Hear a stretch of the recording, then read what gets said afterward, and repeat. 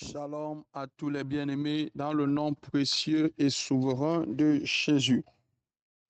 Alors, sentez-vous bénis ce matin. C'est encore le prophète a dit. Alors, le sujet de notre enseignement aujourd'hui, c'est comment vaincre les ténèbres. Comment vaincre les ténèbres. Alors, nous avons ce verset du livre de Jean 1 Jean chapitre 2 au verset 11. Mais celui qui est son frère est dans les ténèbres.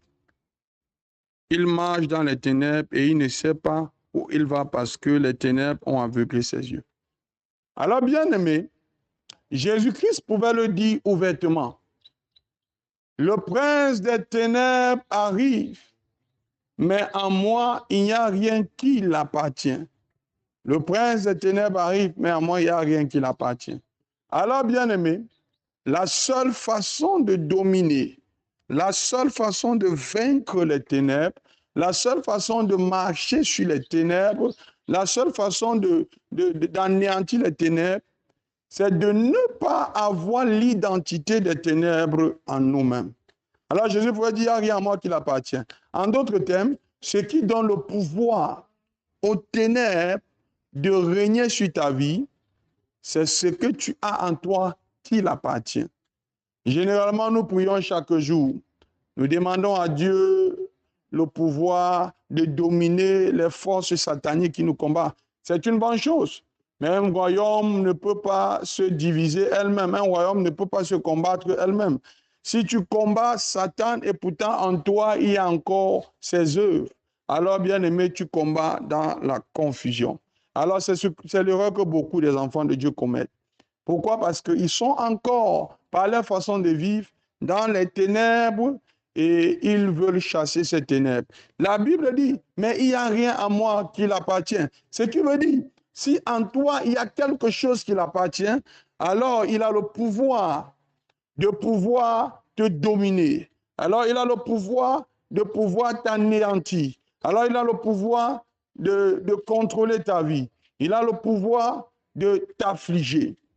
Toutefois que tu pratiques les œuvres des ténèbres, la Bible dit celui qui est son frère. Alors voilà pourquoi, bien aimé, la Bible déclare gardez votre cœur plus pur que toute autre chose. Alors je ne te dirais pas aujourd'hui de prendre un jeûne pour chasser les ténèbres. Alors le secret à cela, c'est que ton cœur doit être pur. C'est que ton cœur doit être selon les critères du Seigneur.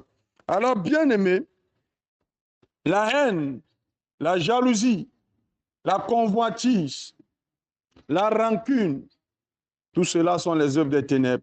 Alors, si toi qui m'écoutes en ce moment et que tu pratiques encore la jalousie, chaque fois que tu vois ton frère dans l'abondance, tu te sens frustré, tu te sens dérangé. Chaque fois que ton frère t'offense, tu n'as pas la capacité de le pardonner, tu n'as pas la capacité d'oublier le mal que les autres te font. La Bible déclare, tu pratiques les œuvres des ténèbres. Alors, tu ne peux pas pratiquer les œuvres des ténèbres et rester dans la lumière. Alors, toutefois que tu pratiques déjà les œuvres des ténèbres, immédiatement, tu te retrouves sous l'emprise de ce monde des ténèbres. Et alors, malgré le fait que tu pars à l'église, malgré le fait que tu payes ta dîme, malgré le fait que tu as une responsabilité à l'église, l'ennemi aura toujours le pouvoir sur ta vie. Voilà pourquoi aujourd'hui, beaucoup de personnes se retrouvent découragées.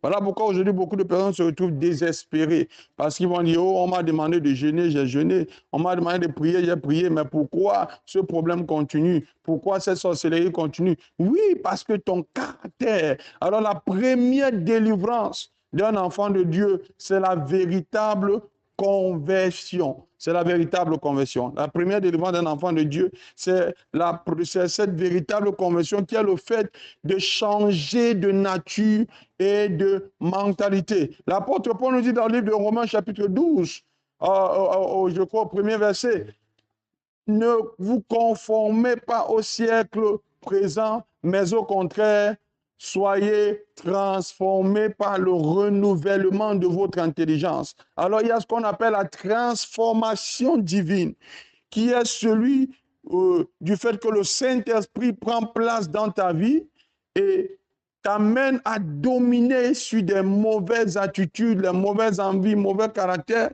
qui donnent le pouvoir aux ténèbres de te contrôler et de dominer ta vie.